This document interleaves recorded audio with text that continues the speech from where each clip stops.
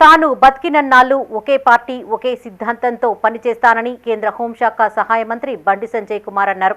గతంలో గుండెపోటుకు గురి అయిన తాను మహాశక్తి అమ్మవారి దయతోనే బ్రతికానని గుర్తు చేశారు. తనకు లభించిన ఈ పునర్జన్మను ప్రజలకే అంకితం చేశానని చెప్పారు. కేంద్ర హోంశాఖ మంత్రి పదవిని బాధ్యతగా భావిస్తున్నానని, కరీంనగర్ ప్రజల గుండెల్లో నిలిచిపోయేలా మసులుకుంటారని బండి సంజయ్ భావోద్వేగ ప్రసంగం చేశారు. కరీంనగర్లోని కాపువాడలో కేంద్ర హోంశాఖ సహాయ మంత్రి బండి సంజయ్ పర్యటించారు. కేంద్ర మంత్రిగా బాధ్యతలు చేపట్టిన తర్వాత మొదటిసారి కాపువాడకు వచ్చిన ఆయనకు స్థానిక మున్నూరు కాపులు ఘన స్వాగతం పలికారు. యువకులు బాణాసంచా కాల్చి సంబరాలు చేసుకున్నారు. బండి సంజయ్తో కలిసి దాదాపు కిలోమీటర్ మేరకు ర్యాలీ నిర్వహించారు. అనంతరం కాపువాడలోని మున్నూరు కాపు కుటుంబాల ఆధ్వర్యంలో బండి సంజయ్ని ఘనంగా సత్కరించారు.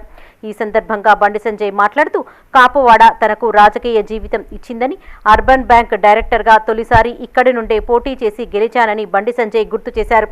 ధర్మం కోసం పనిచేసిన తనపై 109 కేసులు పెట్టారన్నారు. ప్రజా సమస్యల పరిష్కారం కోసం కేసీఆర్ నియంతృత్వ పాలనకు వ్యతిరేకంగా 150 రోజుల పాటు ఎండనక వాననక 1600 కిలోమీటర్ల పాదయాత్రను చేసినట్టు తెలిపారు. తాను ఎక్కడ ఉన్నా పేదల సంక్షేమం, ధర్మరక్షణ కోసం పనిచేస్తానని బండి సంజయ్ స్పష్టం చేశారు. బీఆర్ఎస్ పార్టీని తెలంగాణ రాష్ట్రంలో ప్రజలు పట్టించుకునే స్థితిలో లేదు. బీఆర్ఎస్ పార్టీ గురించి ప్రజలు ఆలోచిస్తలేరు. కాంగ్రెస్ పార్టీకి ప్రత్యామ్నాయం భారతీయ జనతా పార్టీ అని ప్రజలు ఆలోచిస్తున్నారు. అందుకే పార్లమెంట్ ఎన్నికల్లో ఇలా అధికార పార్టీ ఎన్ని అబద్ధాలు సృష్టించినా కూడా, ఎన్ని తప్పుడు ప్రచారాలు చేసినప్పుడు కూడా నరేంద్ర మోడీ గారు ప్రధానమంత్రి చేయాలి.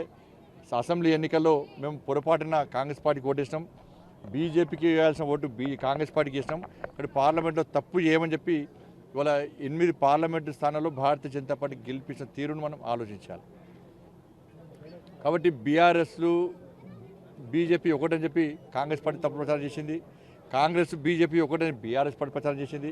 కానీ భారతీయ జనతా పార్టీని నమ్మి, మోడీ గారి నాయకత్వం నమ్మి తెలంగాణ రాష్ట్రంలో భారతీయ జనతా పార్టీ కార్యకర్తలు కష్టపడ్డ తీరు చూసి, మేము చేసిన ఫైట్ను చూసి, మేము చేసిన పోరాటం చూసి ఇలా భారతీయ జనతా పార్టీ 8 పార్లమెంట్ స్థానాలు గెలిపించారు.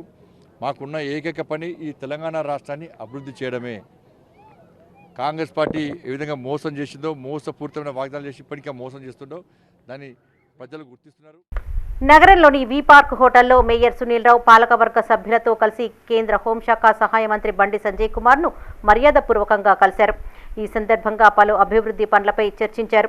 నగరపాలక సంస్థకు నిధులు కేటాయించాలని కోరుతూ కేంద్ర మంత్రికి వినతిపత్రం అందజేశారు.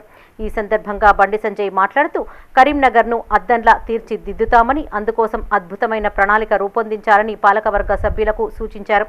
కరీంనగర్ అభివృద్ధిపై మంత్రి పొన్నం, ఎమ్మెల్యే గంగులతో చర్చిస్తామన్నారు. పెండింగ్ స్మార్ట్ సిటీ నిధులు త్వరలోనే మంజూరు చేయిస్తామన్నారు. కరీంనగర్ అభివృద్ధికి అన్ని పార్టీల ప్రజా ప్రతినిధులు కలిసి రావాలని బండి సంజయ్ విజ్ఞప్తి చేశారు. కేంద్ర ప్రభుత్వం డైరెక్ట్ ఎవరికండి కార్పొరేషన్ కానీ ఒక నియోజకవర్గం కానీ నేరుగా ఒక్క పైసా కూడా ఇవ్వాలి. ఏదైనా రాష్ట్ర ప్రభుత్వం అప్రూవల్ ఉంటేనే, రాష్ట్ర ప్రభుత్వం సహకారం ఉంటేనే కేంద్రము నేరుగా నిధులు ఇచ్చే అవకాశం ఉంటుంది. అది అమృతి కానీ, స్మార్ట్ సిటీ కానీ, ఏదైనా కానీ రాష్ట్ర ప్రభుత్వం యొక్క ప్రపోజల్స్ పంపిస్తారు. దాన్ని కేంద్రం దగ్గర మా వర్తికమైన తప్పకుండా కొట్లాడో ఏదో విధంగా దాన్ని శాంక్షన్ చేసే బాధ్యత మాది ఉంటుంది. అట్లా ఇచ్చారంటే కర్మేలు మొత్తం అద్దెలక మెరుగుతుంది ఇప్పటివరకు. కాబట్టి రాష్ట్ర ప్రభుత్వం కూడా ఉంది, రాష్ట్ర ప్రభుత్వం కొత్తగా ఏర్పడ్డది. సరే నిధుల కొరత ఉన్నప్పుడు కూడా, గతంలో కొరత ఉంటే ఇప్పుడు కొరత ఉన్నప్పుడు కూడా నేను ఆ జోలి కూడా వాళ్ళతో కూడా మాట్లాడలేను. ముఖ్యమంత్రి గారి స్థాయిలో కూడా నేను మాట్లాడే అవకాశం ఉంది కాబట్టి నేను మాట్లాడతాను. కాబట్టి మీరందరూ కూడా ఇండియన్ ఇంకా 7 months ఎలక్షన్స్, ఇంకా 7 months నేను మీరు అందరూ గెలవాలని కోరుకుంటున్నాను. నేను అందరు గెలవాలని కోరుకుంటున్నాను. ఈ ఎలక్షన్ అప్పుడు మాత్రం మా పార్టీ గెలవాలని కోరుకుంటాను. ఇప్పుడు మాత్రం మీ అందరు గెలవాలని కోరుకుంటున్నాను. మరి అమృత్ కింద కూడా, అమృత్ 2 కింద కూడా మాకు 147 కోట్ల రూపాయలు మరి రూరల్ వాటర్ సప్లైకి అంటే మిగిలిన గ్రామాలకు సంబంధించి, శివారు కాలనీలకు సంబంధించి నిధులు కూడా వచ్చినాయి. టెండర్స్ కూడా పూర్తి అయిపోయినాయి. ఆ పనులు కూడా త్వరలో ప్రారంభించబోతా ఉన్నారు. ఇంకా కూడా అమృత్ 2 కింద కొన్ని డిమాండ్స్, కొన్ని ఈ ప్రాంతాల్లో డ్రైనేజ్ వ్యవస్థ కొంచెం ఇబ్బందిగా ఉంది కాబట్టి ఆ డ్రైనేజ్ వ్యవస్థ కూడా కంప్లీట్ చేయడానికి అమృత్ 2లో ఇంక్లూడ్ చేయాలనేది మా అందరి యొక్క కోరిక. ఎందుకంటే కొంత ఇంక్లూడ్ చేసినట్టయితే అభివృద్ధి అనేది తొందరగా కొనసాగుతుందని చెప్పేసి మా ఆలోచన.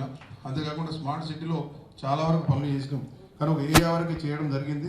ఆ ఏరియా వరకు చేయడం వల్ల కొంత శివారు ప్రాంతాలు, కొంత విలీన గ్రామాల్లో అభివృద్ధి అనేది కొంత ఇంకా కొంచెం కావాల్సిన అవసరం ఉంది. కాబట్టి దానికి కూడా కేంద్ర ప్రభుత్వం ద్వారా మీ యొక్క నాయకత్వం, ఎందుకంటే కరీంనగర్లో ఉన్న ప్రతి సమస్య మీద మీకు అవగాహన ఉన్నది, కరీంనగర్లో ఉన్న ప్రతి ఒక్కరితో మీకు సంబంధం లేదు. కాబట్టి మరి ఇప్పుడు ఆ కేంద్ర ప్రభుత్వం ద్వారా నిధులు వచ్చి కరీంనగర్ డెవలప్ అయితే మీ అందరం కూడా సదా మీకు కరీంనగర్ ప్రజలు మీకు ఎప్పటికీ కూడా మీకు అండగా ఉంటారని చెప్పేసి ఈ సందర్భంగా తెలియజేసుకుంటా ఉన్నాం.